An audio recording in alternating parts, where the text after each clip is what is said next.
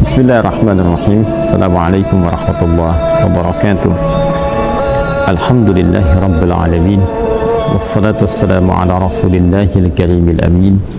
Nabiyyina Muhammadin wa ala alihi wa sahbihi ajma'in. Wa ba'd. Fa ya ahbaballahi wa ahbaba rasulihi sallallahu alaihi wasallam. Usi nafsi wa iyyakum bitaqwallahi faqad fazal muttaqun fala tamutunna illa wa antum muslimun.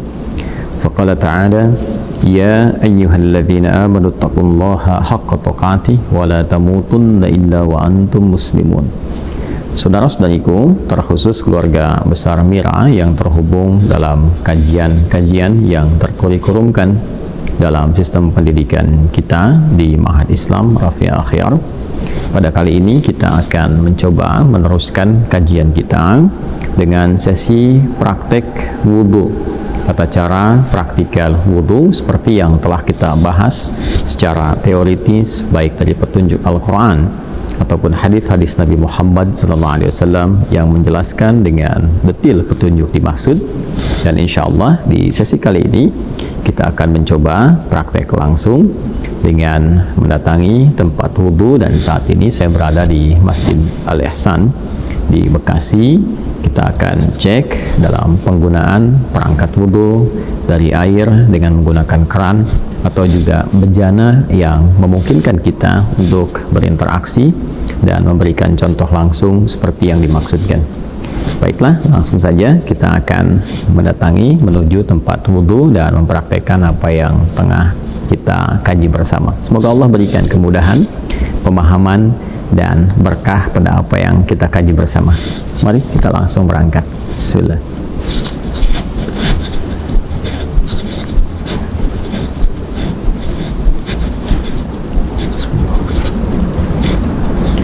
Saya akan memasuki area tempat wudhu, tapi ini bukan toilet ya.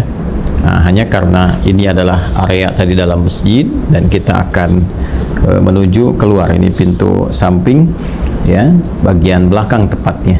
Ini kan ada di samping, saya katakan samping, bagian belakang, tapi ini keluar dari area utama untuk salat. Jadi kita posisikan ini di luar area tempat salat, jadi di luar area masjid, dan tentunya melangkah dengan menggunakan kaki kiri. Ingat ya, masuk kaki kanan, keluar kaki kiri, langkah keluar kaki kiri. Baik, kemudian tentu berdoa ya, jangan lupa ya. Apa doanya?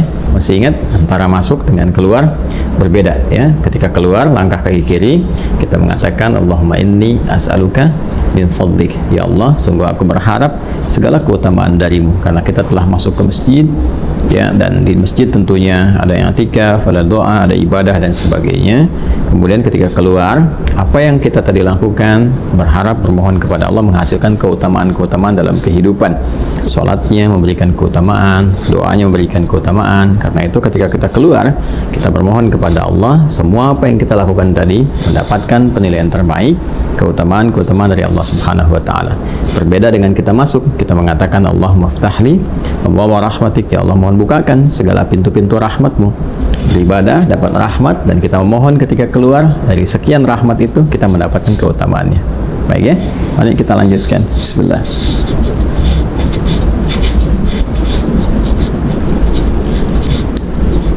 Baik, nah ini ada beberapa keran ya teman-teman sekalian, dan ini tentunya terpisah dengan toilet ya. Jadi ini memang khusus area untuk berwudu. Jadi kita akan coba praktekkan dengan pendekatan yang pertama, yaitu menggunakan keran.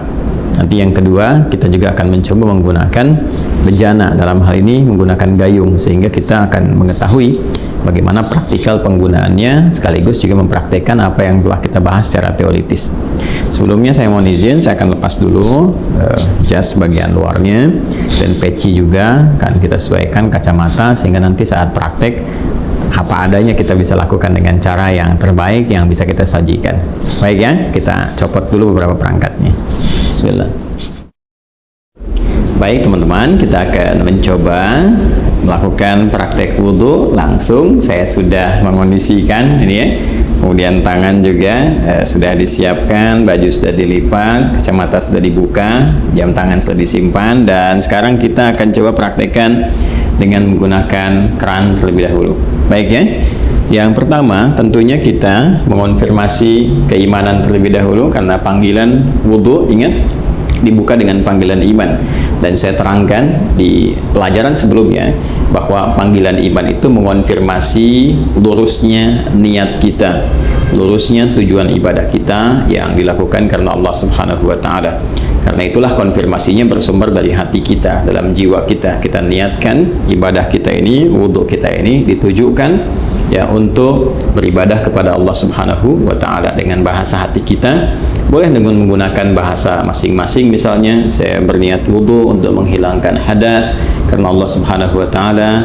Dan kalau ingin menggunakan bahasa Arab juga di hati kita, seperti orang Arab juga tentunya menggunakan bahasa Arab, kita menggunakan bahasa Indonesia, boleh-boleh saja di hati kita. Misalnya kita menyatakan bahwa nawaitul wudhu'a lirafil hadathi, misalnya al-asghari lillahi ta'ala, boleh ya. Kemudian lisan mengucapkan bismillahirrahmanirrahim. Jelas ya? Nah, kita ingin mengambil versi lengkapnya terlebih dahulu. Versi lengkap tentunya ini terkait dengan sunnahnya juga. Kan kalau yang pokok itu ada 4, seperti kita uraikan di pertemuan yang lalu. Kemudian versi lengkap ini kita bisa ambil versi yang dicontohkan langsung oleh sahabat Utsman bin Affan radhiyallahu taala anhu, yang mengambil pelajaran dari contoh wudhunya Nabi sallallahu alaihi wasallam. Nanti bisa dilihat di Sahih Al-Bukhari ya, di Sahih Al-Bukhari topik yang keempat, Kitabul Wudhu, subtopik yang ke-23. Baik, sekarang kita akan coba memulai praktek, dan tentunya tadi sudah kita sampaikan memulai dengan niat ya, kemudian mengucapkan bismillahirrahmanirrahim. Nah, ingat betul baik-baik bahwa Islam seperti diuraikan di pertemuan yang lalu sangat perhatian detil terhadap segala hal, terutama aspek-aspek yang melahirkan manfaat. Ini adalah air keran yang menampung aliran air yang masih bersifat murni, mutlak, tahur. Jadi ini sangat bermanfaat. Karena itu tidak diperkenankan untuk membuang-buang air ya. Sekali lagi, tidak diperkenankan membuang-buang air pada keadaan yang tidak semestinya. Itu dalam Islam disebut dengan israf, mubazir ya. Karena itu seperlunya kita keluarkan, kalau menggunakan keran ini seperlunya kita keluarkan, tampung dulu airnya kan. Nah, yang pertama kita gunakan untuk menyela-nyela kan. Bagian pertama kita gunakan untuk menyela-nyela seperti ini, keluar, tidak usah terlalu besar ya, nggak usah terlalu besar sehingga airnya juga tidak boros ya untuk keluar. Nah, ini kita menyela-nyela dulu, dimulai dari kanan ya, ingat ya, selalu dimulai dari yang kanan. Nanti di Al-Bukhari ini di subtopik yang ke-31. Jadi kalau kita baca topik yang keempat, kita berwudu, subtopik 31 itu ada namanya subtopik berjudul babut tayammun ya, memulai dengan bagian yang kanan. Selalu kanan didahulukan, kanan dahulukan. Baik ya, jadi kita mulai. Ini kita buka dulu secukupnya kerannya, keluar air, ulangi ya. Tadi sudah kita bismillahirrahmanirrahim, niatkan dalam hati. Kemudian kita menyela-nyelai seperti ini ya, ini bagian pertama. Nah, lalu yang kiri juga dibersihkan dulu seperti ini ya, sudah ya. Nah, ini sudah dibersihkan. Nah, ini sunnah ya, sudah sunnah yang pertama kita lakukan, karena yang pertama niatkan mengikat pada rukunnya, pokoknya. Jadi ada pokok yang terkait dengan konfirmasi keadaan hati kita. Rukun yang pertama niat kan. Nah, kemudian dikonfirmasi di lisan dengan bismillahirrahmanirrahim. Lalu setelah itu kita masuki sunnah-sunnah, memulai dengan sunnah berwudu. Tadi sudah menyela-nyela dulu, ini membersihkan bagian jemari-jemari dan telapak ya. Baik, sehingga keadaannya bersih sebelum membersihkan yang lain. Baik, selesai, kemudian langsung untuk berkumur-kumur kita ambil. Nah, biasanya saya melakukan seperti ini. Kalau sudah ngambil seperti ini ya. Nah, ini ghurfah namanya. Ghurfah itu dengan satu genggaman ya, cidukan seperti ini. Genggaman atau cidukan seperti ini. Nanti biasanya kalau saya suka melakukan untuk menghemat itu, begitu dibuka sudah cukup ini ya. Lalu saya akan tutup terlebih dahulu, tutup. Nah, sehingga air tidak terus mengalir ya. Jadi langsung kita kumur-kumur.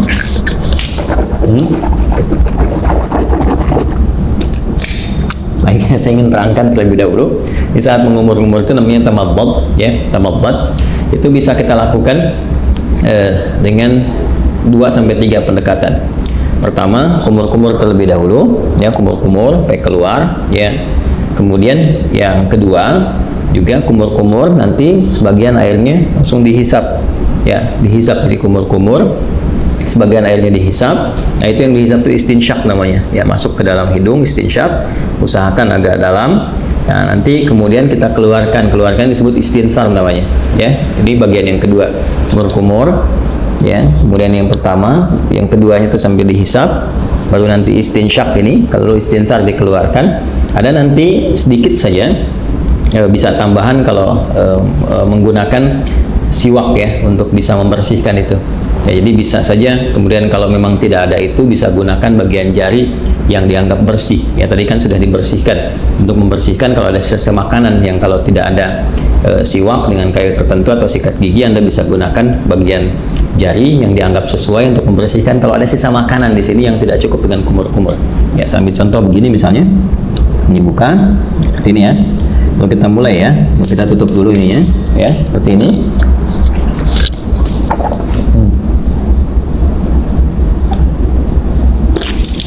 Gitu, ya. Nah, ini untuk yang sikat giginya atau membersihkan bagian sisa makanan, sehingga kalau sudah makan, ya, tidak sempat juga sikat giginya, nanti kita bisa bersihkan dengan bagian jari yang sesuai. Ya, itu untuk kondisi-kondisi tertentu. Saya ulang, ya. Nanti setelah itu istinshaqnya nanti bisa terpisah. Kalau bisa bersamaan juga bagus. Gini, ambil istinshaq kan, nanti dikeluarkan. Ya, kita ambil contoh, ya. Yang simple dulu, ini ambil begini. Ya, kita kumur-kumur.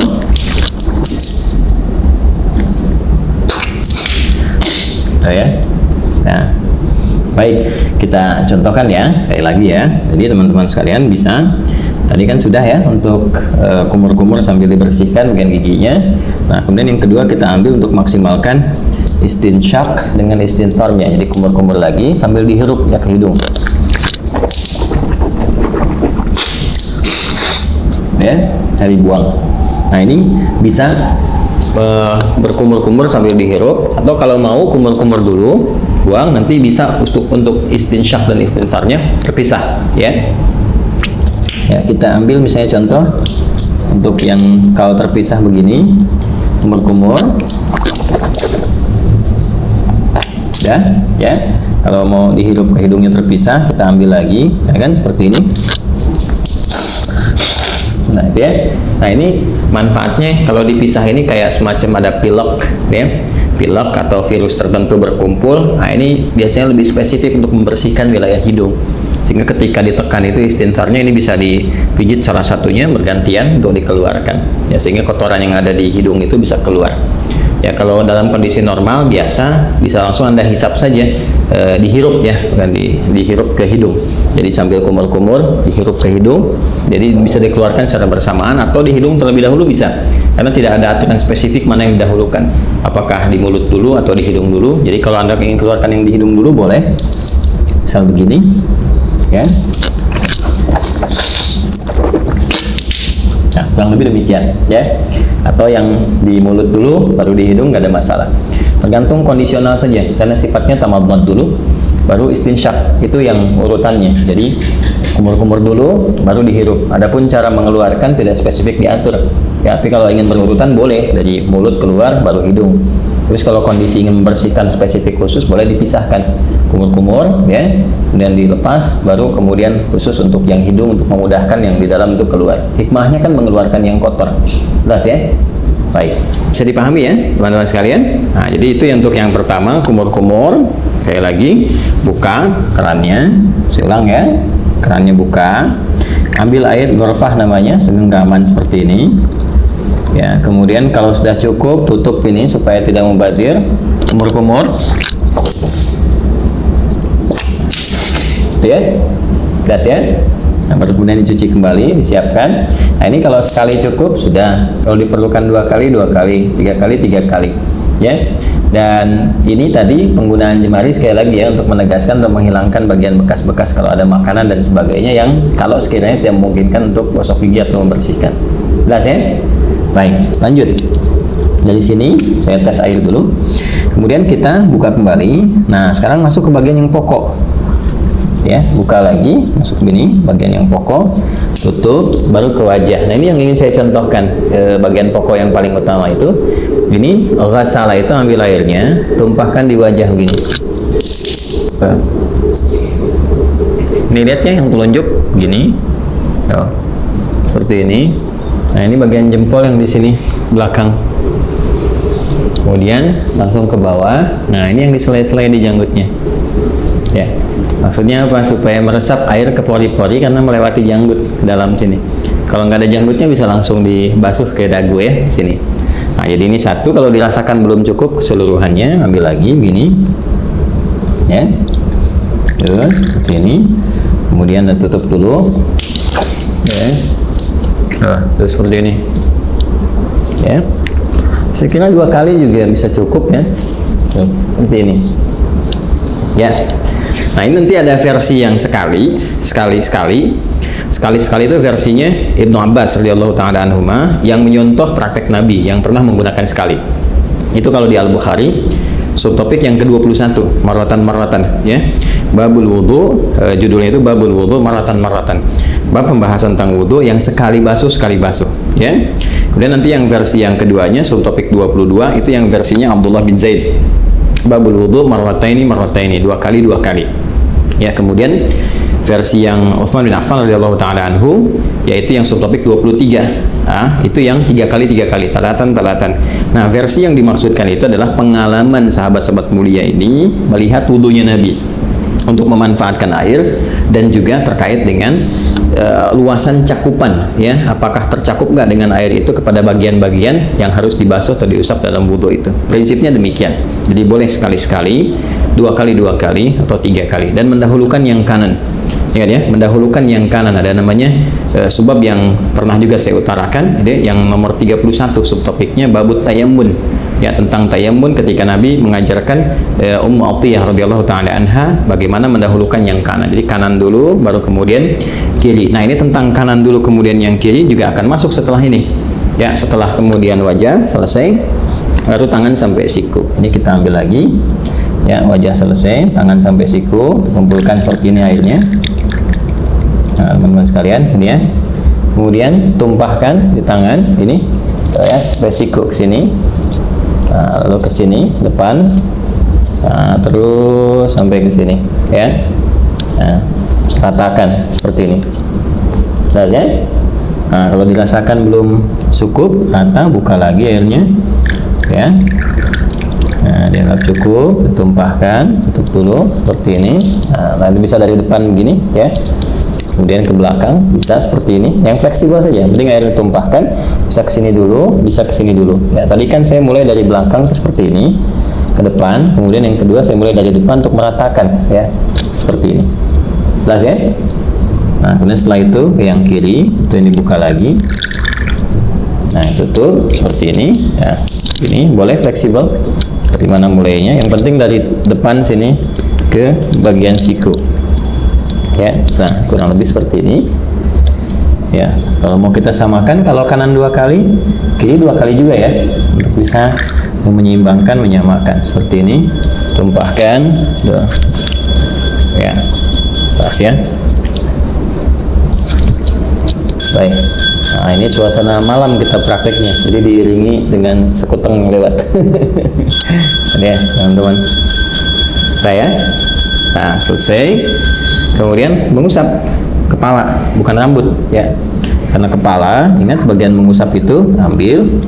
Nah, ini kan dipercikan nih ya, dipercikan seperti ini tuh ya. Nah, jadi kita pun nggak harus terlalu banyak ngambilnya, saya ambil secukupnya, percikan. Dan nah, ini untuk kepala. Kalau dirasakan nggak ada masalah, dari depan ke belakang seperti ini ya, kita boleh balikan lagi begini, atau cukup ke belakang juga begini, nggak ada masalah ya. Lalu versi pertama langsung ke telinga begini ya, langsung ke telinga. Ingat yang telunjuk ini bagian dalam begini, yang jempol ini bagian belakang di sini ya, seperti ini. Bisa seperti itu, atau kita dahulukan dulu kepala misalnya ya. Nah, kemudian nggak terlalu banyak ya, cipratkan begini. Nah, usapkan misalnya begini. Nah ya, setelah kita rasakan cukup untuk bagian kepala, boleh ditarik lagi ke depan, boleh, atau boleh cukup begini saja, sah ya. Atau kalau ada kesulitan tertentu bagian kepala, dahulukan bekas ubun-ubun, atau nanti kalau ini bermasalah sakit, bisa sisi-sisi yang lain termasuk kepala. Setelah itu ambil air lagi ya kan, baru kemudian membasuh telinga seperti yang tadi dicontohkan. Bagian depannya menggunakan telunjuk di sini, belakangnya menggunakan jempol. Jelas ya? Baik, berpindah ke kaki. Nah, ini penting juga karena nanti ada hadis spesifik ya terkait dengan bagian kaki ini, khususnya kotoran-kotoran yang melekat di kuku ya, kuku bagian jempol ini ya, di sebelah-sebelah sini, ujung-ujung ini. Jadi perhatian, ingat kaki sampai dua mata kaki sampai di sini ya. Jadi kita bisa ambil lagi airnya seperti ini ya, kemudian cukup begini. Nah, biasanya saya bagi 3 bagian. Yang pertama saya tumpahkan, basuh ini dulu, nah sela-sela ini. Nah, kemudian bagian depan kita bersihkan dulu begini, ini ya. Nah, udah seperti ini ke belakang, dan tentunya bagian belakang tidak mendapatkan porsi air yang cukup ya, walaupun mendapatkan bagian tertentu untuk mengusap, tapi ini lebih bersih untuk bagian depan pertama. Jadi yang kedua, nah ini kita bisa sempurnakan bagian belakangnya seperti ini. Nah ini ya, majukan lagi ke depan ini. Nah 2 pun sudah cukup sebetulnya ya. Kalau dirasakan kurang bisa dengan 3. Selanjutnya yang kiri, seperti halnya yang kanan tadi, kita ambil ini ya. Nah ini seperti ini. Saya suka menggunakan kelingking karena lebih fleksibel untuk menyela-nyelanya. Ini dibersihkan di sini ya, ini untuk ke belakang.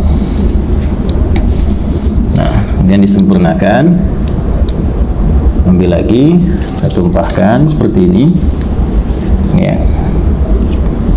Dah selesai. Nah ini selesai ya. Setelah selesai, dah kita diusahakan menghadap ke arah kiblat. Kita berdiri sini ya, lalu kita berdoa, doa yang sudah pernah diajarkan juga ya, syahadatain dulu, asyhadu an la ilaha illallah, asyhadu anna muhammadar rasulullah, dengan Allahumma ja'alni minat tawabin wa ja'alni minal mutatahhirin. Ya, kalau kita ingin supportkan doanya supaya dengan kita taubat, kemudian juga kita bersuci ya, ya Allah jadikan aku termasuk orang taubat. Berarti ini tadi kita sambil evaluasi. Makanya ada ulama juga yang menyarankan sambil saat dibasuh ini kan, nadhafah ini kan, nadhafah ini luarnya, nadhafah ya, tapi juga harus ada al-husnu wadhiyah. Sifat husnu wadhiyah itu yang dimaksud dengan taharahnya, bersih luarnya, suci dalamnya. Ini yang diisyarat Nabi di hadis Muslim, begitu jatuh air wudhu itu, jatuh pula dosa-dosa yang melekat kepada fungsi-fungsi organ tubuh yang digunakan itu. Jatuh. Nah, jatuhnya ini dengan taubat. Jadi kita merasakan ini ada yang salah nih sebelum wudhu nih ya, supaya hilang kesalahan itu. Makanya ada ulama yang mengajarkan evaluasi saat dibasuh itu, merasakan dalam diri, minta sama Allah supaya digugurkan dosa yang ada di wajah, digugurkan dosa yang ada di tangan, macam-macam. Dalam hati kita bisa meminta dengan bahasa kita, ya Allah, gitu kan, mohon hilangkan kesalahan-kesalahan yang melekat atau kebiasaan buruk pada tangan, pada wajah sebelumnya ya, dan sampai dengan ke ujung kaki. Itu dalam hati kita bisa meminta, tidak ada masalah di situ. Karena ada unsur taubat di dalamnya. Jadi begitu selesai kita berdoa, kita mohon kepada Allah, digolongkan pada orang-orang yang taubat, kemudian juga yang terbiasa bersuci. Mutatahhir itu biasa bersuci. Jadi begitu wudunya misalnya batal, suci lagi, sehingga terjaga dalam kebaikan. Karena prinsip wudu itu kan menjaga diri dalam kebaikan. Oke? Okay? Baik, selesai ini dengan menggunakan versi kran ya, gunakan versi kran. Nah, sekarang kita akan mencoba menggunakan versi bejana. Nah, di sini ada gayung ya. Kita akan coba gunakan gayung ini. Sebetulnya kalau kita bersandar pada tadi ya, jumlah volume air yang kita gunakan saat menggunakan kran itu kan sebetulnya nggak banyak. Ya, kalau ada di minuman kemasan dengan bentuk kayak gelas itu sekitar 250 mili ya, itu kan kurang lebih segitulah ya, nggak terlalu banyak yang kita gunakan seperti tadi disampaikan. Jadi kalau kita tampung dengan gayung pun kurang lebih sebelah ya, ini habis cukupnya. Udah harus penuh juga, mungkin kita ambil setengahnya, segini cukup ya, setengahnya begini cukup ya, tergantung keadaan kitanya. Nah ini kalau pakai gayung, kalau di atas nanti jatuhnya terlalu tinggi, jadi saya turunkan ke bawah untuk menyontohkan, misalnya di sini ya, paling gampang ya seperti ini ya. Jadi kan sudah keadaan jongkok. Kalau di Timur Tengah kan ada, atau tidak yang Timur Tengah, saya kadang-kadang di beberapa negara atau beberapa tempat di Indonesia juga kadang-kadang ada suka pakai dudukan tuh ya, jadi kita bisa sambil duduk. Nah ini kalau seperti ini pakai bejana, kurang lebih disimpan seperti ini. Jadi kalau bejana yang lebar nanti bisa sambil diambil seperti ini, ya kan? Nah, tapi dengan catatan juga nanti tidak ada sisa-sisa air yang terlalu banyak yang melekat di lengan ya, khususnya di telapak ini, sehingga mencampur kepada yang sudah ada. Jadi amannya, kalau mau aman, apalagi dengan kondisi seperti ini, kita tuangkan seperti ini Jelas ya? Ini bagian pertama. Nah, terus kemudian seperti ini. So, nah ini lebih hemat nih digunakannya. Itu satu ya, sudah selesai. Nah, kita ambil versi yang sekali, ya kan? Nah, kemudian dari sini ambil lagi, kan? Nah, ini ya. Nah, ini berkumur. Ya, kalau dirasakan belum cukup, ada yang sekali, 2 kali. Seperti tadi saya contohkan, nggak ada bedanya dengan yang pertama. Kemudian ngambil lagi gini, ya. Nah, ini sama persis teman-teman sekalian, nggak ada bedanya dengan yang pertama tadi. Kita tahu aja. Ini, ya, seperti ini. Tuh, ya. Seperti tadi ya, diulang. Kemudian selanjutnya untuk tangan seperti ini. Ya, baik dari depan, dari belakang, yang penting dimulai dari sini, ya, sampai ke siku. Nah, yang kanan sudah, kita gunakan bagian yang kirinya. Ya, sama saja seperti yang saya contohkan tadi. Kita ambil dulu, ya. Nah, ini ambil, kemudian paskan dulu gayungnya karena ini kan nggak rata di sininya ya, teman-teman. Kalau kita mau pindahkan sini juga boleh sebetulnya, nggak ada masalah, ya. Nah, kemudian jatuhkan di sini. Nah, seperti ini ya. Baik, ayo cari pijakan biar aman, biar nggak tumpah atau seperti kayak gini kan agak susah jaga keseimbangannya. Nah, kemudian seperti ini ya, dicipratkan sedikit, kemudian kepala balikan kembali atau tidak sama sekali ke sini, nggak ada masalah. Ke telinga seperti ini. Nah, ya, yang lebih seperti itu. Kalau ini ada sedikit di bawah kita, maka kita harus agak naik untuk membasuh kaki, ya, seperti ini. Nah, kita naikkan begini, ya, seperti yang tadi pertama. Ini, baik. Kemudian diambil lagi, ya, seperti ini, ke belakang untuk meratakan. Dia 2 kali ya, teman-teman sekalian ya. Ya, kemudian pakai yang kirinya seperti ini. Seperti yang dicontohkan di awal tadi. Setelah itu kita ambil lagi sekali lagi. Nah, ini seperti ini ya.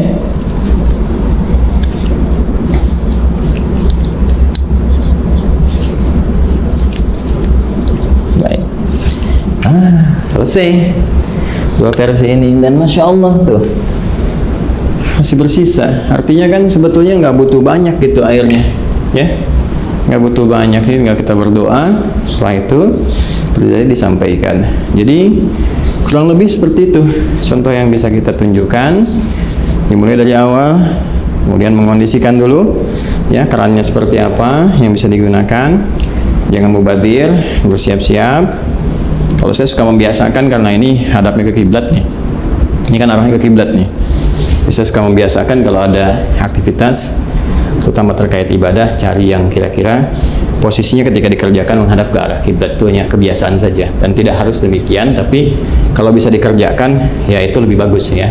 Kecuali kalau sholat jelas, sholat menghadap ke arah kiblat, kemudian baca Quran sunnahnya menghadap ke arah kiblat ya. Hanya dalam wudhu kan posisi keran bisa beda-beda, tapi biasanya saya selalu mencari yang kira-kira menghadap ke arah kiblat untuk menjaga saja kondisi itu.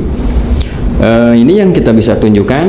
Kemudian selanjutnya tadi sudah mengondisikan, lalu mulai berniat ya, dan dimulai nanti dari mulai sunnah sampai ke pokok-pokoknya sampai yang terakhir, dan dilakukan dengan tertib, nggak boleh lompat-lompat ya, terus dijaga, jangan sambil juga diskusi, ngobrol sama teman-teman dan sebagainya, tidak, supaya bisa fokus dalam berwudu dengan suasana batin yang nyaman. Kalau ini kan saya mencontohkan contoh, bukan dalam praktek yang sesungguhnya dikerjakan untuk kepentingan tertentu ibadah, tapi ini untuk kepentingan edukasi bagi teman-teman sehingga mempraktekkan setiap tahapan-tahapannya seperti yang kita pelajari. Jadi itu prakteknya dan telah selesai kita tunjukkan. Alhamdulillah di suasana pagi ya, atau subuh menjelang pagi, teman-teman bisa belajar, dan saya mengambil video ini malam-malam nih setelah tugas, malam-malam langsung ke masjid dan kita praktekkan sehingga suasananya cukup berbeda ya. Alhamdulillah bisa direkam dengan cukup baik dan sekarang kita pelajari bersama. Saya kira itu yang bisa disampaikan. Terima kasih atas perhatian teman-teman semuanya, semoga bermanfaat pelajaran kita kali ini, dan lebih daripada itu semoga semuanya diridhoi oleh Allah Subhanahu wa Ta'ala. Sekali lagi, terima kasih atas perhatiannya. Silahkan dicoba untuk dipahami, dipraktekkan baik-baik, dan hal-hal yang terkait dengan pendalaman kita insya Allah bahas di sesi Zoom ya. Misalnya tentang bagaimana menggunakan di satu bejana untuk penggunaan oleh 2 atau 3 orang atau lebih misalnya. Kemudian juga kapan posisi bersiwak kalau dalam berwudu, kalau ada kayu siwaknya misalnya, ya apakah posisinya sebelum salatnya atau dalam wudunya atau setelahnya. Nah, itu kita bisa diuraikan di kesempatan-kesempatan dalam sesi pendalaman. Yang tadi yang saya tunjukkan adalah keumuman yang bisa dipraktekkan oleh siapapun, yang tidak ada beda antara laki-laki dengan perempuan. Demikian, semoga Allah merahmati. Subhanakallahumma bihamdika asyhadu an la ilaha illa anta astaghfiruka wa atubu ilaik. Assalamualaikum warahmatullahi wabarakatuh.